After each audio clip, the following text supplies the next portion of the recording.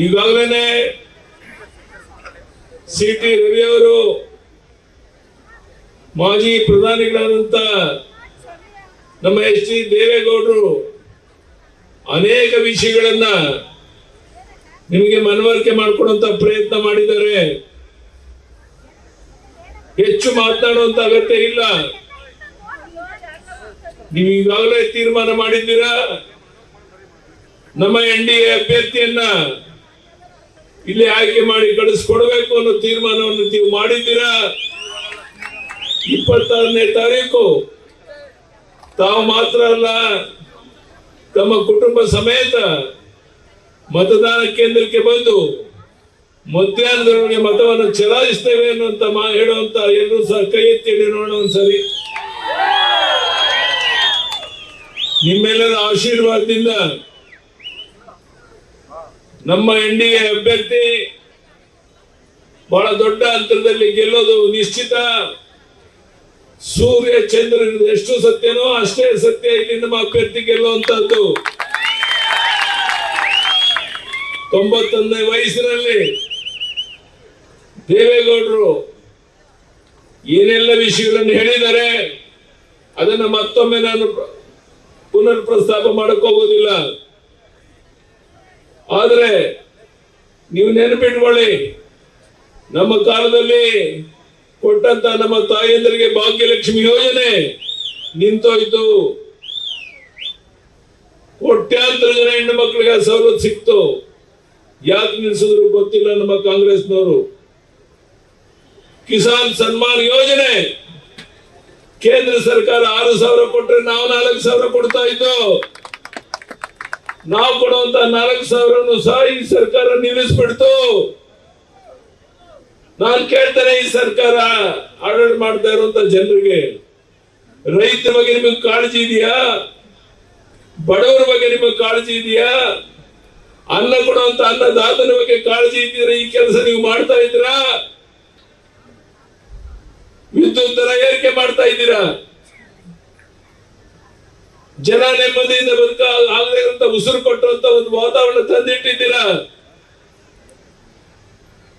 ನಾನು ಹೇಳ್ತೇನೆ, ಇವತ್ತು ಆಡಳಿತ ನಡೆಸ್ತಾ ಇರುವಂತ ಪಕ್ಷಕ್ಕೆ ನೀವು 28ರಲ್ಲಿ ಲೋಕಸಭೆ ಗೆಲ್ತೇವೆ ಅನ್ನೋ 3-4 ಹೆಸರು ಹೇಳಿ ನೋಡೋಣ.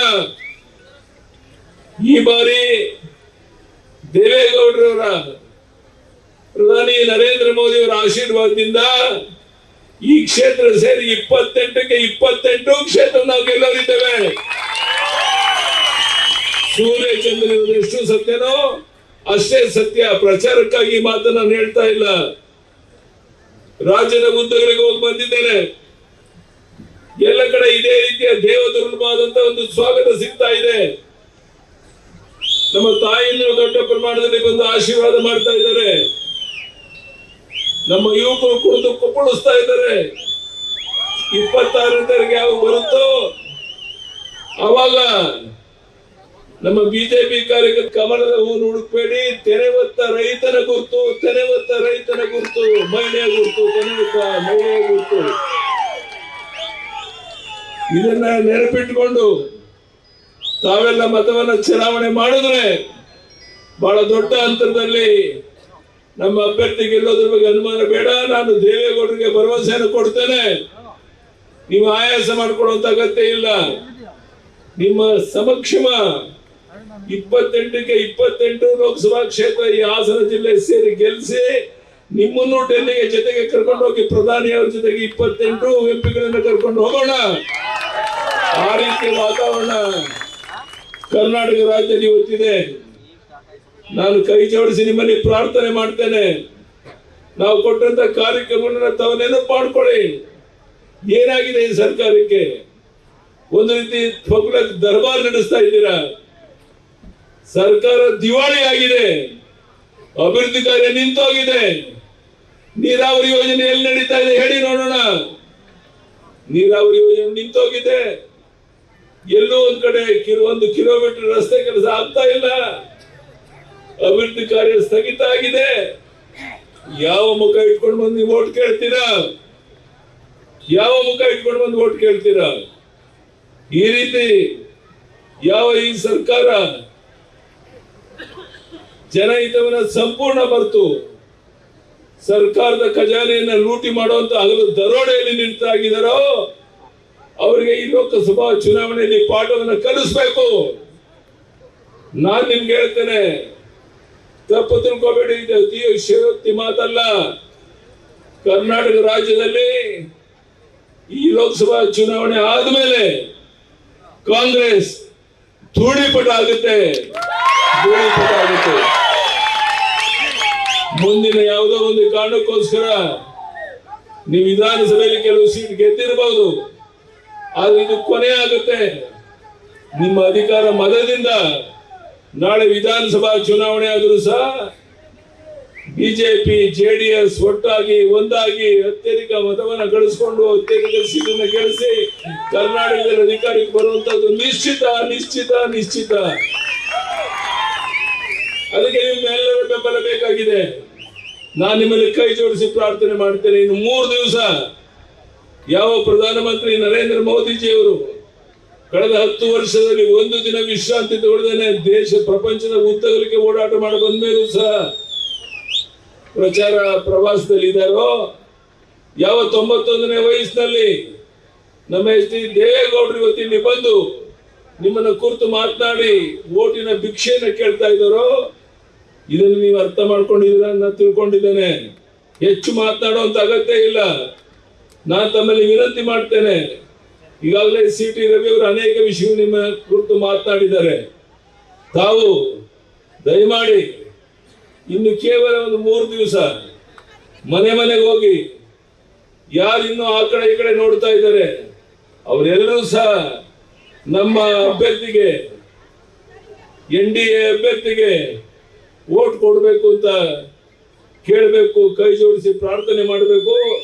ಯಡಿಯೂರಪ್ಪನವರೇ, ಇವತ್ತಿನಿಂದ ಇನ್ನು 3-4 ದಿವಸ ನಾವು ಓಡಾಡ್ತೇವೆ.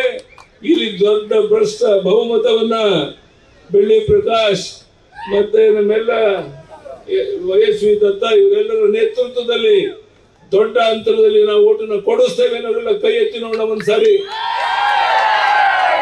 ಈ ಕೆಲಸವನ್ನು ನೀವು ಮಾಡಿದ್ರೆ ಬಹಳ ಹೆಚ್ಚು ಹೊತ್ತು ಮಾತನಾಡೋ ಅಗತ್ಯ ಇಲ್ಲ. ಉರಿ ಬಿಸಿಲಿನಲ್ಲಿ ಇನ್ನೂ ಜನ ಬರ್ತಾ ಇದ್ದಾರೆ, ಉರಿ ಬಿಸಿಲಿನಲ್ಲಿ ನಿಂತಿದ್ದೀರಾ.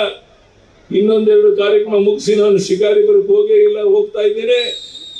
ನನಗೆ ವಿಶ್ವಾಸ ಇದೆ ಈ ಬಾರಿ ಬಹಳ ದೊಡ್ಡ ಅಂತರದಲ್ಲಿ ಈ ಕ್ಷೇತ್ರ ನಾವು ಗೆಲ್ತೇವೆ. ದೇಶದಲ್ಲಿ 400ಕ್ಕೂ ಹೆಚ್ಚು ಸೀಟನ್ನು ಗೆಲ್ತೇವೆ. ಕರ್ನಾಟಕದಲ್ಲಿ 28ಕ್ಕೆ 28 ಲೋಕಸಭಾ ಕ್ಷೇತ್ರ ಗೆಲ್ತೇವೆ. ಕಾರಣ ಎಚ್ ಡಿ ದೇವೇಗೌಡರು ಅವರು ಈ ವಯಸ್ಸಿನಲ್ಲಿ ನಮ್ಮ ಪ್ರಧಾನಿ ನರೇಂದ್ರ ಮೋದಿ ಒಟ್ಟಾಗಿ ಸೇರಿ ಒಟ್ಟಾಗಿ ಹೋಗ್ತಿರೋದನ್ನು ನೋಡಿದಾಗ ಈ ಶಕ್ತಿಯನ್ನು ತಡೆಯೋದಕ್ಕೆ ಯಾವನಿಂದ ಸಾಧ್ಯ ಇಲ್ಲ. ಹಾಗಾಗಿ 28ಕ್ಕೆ 28 ಲೋಕಸಭಾ ಕ್ಷೇತ್ರ ಗೆಲ್ತೇವೆ. ಅದಕ್ಕೆ ನಿಮ್ಮ ಆಶೀರ್ವಾದ ಬೇಕು ಅಂತ ಹೇಳ್ತಾ, ದಯಮಾಡಿ ತೆನವತ್ತ ಮಹಿಳೆಯ ಗುರುತಿಗೆ ಅಲ್ಲಿ ಕಮಲದ ಹೂವನ್ನು ಹುಡ್ಕೋಕ್ ಹೋಗ್ಬೇಡಿ. ಬಿಜೆಪಿ ಕಾರ್ಯಕರ್ತರು ತೆನೆವತ್ತ ಮಹಿಳೆಯ ಗುರುತಿಗೆ ತಮ್ಮ ಅಮೂಲ್ಯವಾದ ಮತವನ್ನು ಕೊಟ್ಟು ಅವ್ರನ್ನ ಆಯ್ಕೆ ಮಾಡಿ ಕಳಿಸ್ಕೊಡ್ಬೇಕು ಅಂತ ಕೈ ಜೋಡಿಸಿ ನಿಮ್ಮಲ್ಲಿ ಪ್ರಾರ್ಥನೆ ಮಾಡಿ, ಇಲ್ಲಿ ಸೇರಿರುವಂತ ನಮ್ಮೆಲ್ಲ ಬಂಧುಗಳಿಗೆ, ಅಣ್ಣ ತಮ್ಮಂದಿರಿಗೆ, ತಾಯಂದಿರಿಗೆ, ಮಾಧ್ಯಮದ ಸ್ನೇಹಿತರಿಗೆ, ವೇದಿಕೆ ಮುಖಂಡರಿಗೆ, ಮಾಜಿ ಪ್ರಧಾನಿ ದೇವೇಗೌಡರವರಿಗೆ ವಂದನೆ, ಅಭಿನಂದನೆ ಸತ್ಯ ನನ್ನ ಮಾತನ್ನು ಮುಗಿಸ್ತೇನೆ. ಬರೋ ಭಾರತ್ ಮಾತಾ ಕಿ, ಬರೋ ಭಾರತ್ ಮಾತಾ ಕಿ, ಜೈ ಶ್ರೀರಾಮ್, ಜೈ ಶ್ರೀರಾಮ್, ಭಾರತ್ ಮಾತಾ ಕಿ. ನ್ಯೂಸ್ ಫಸ್ಟ್ ನಿರ್ಭೀತಿಯಿಂದ ನಿಮ್ಮ ಪರವಾಗಿ.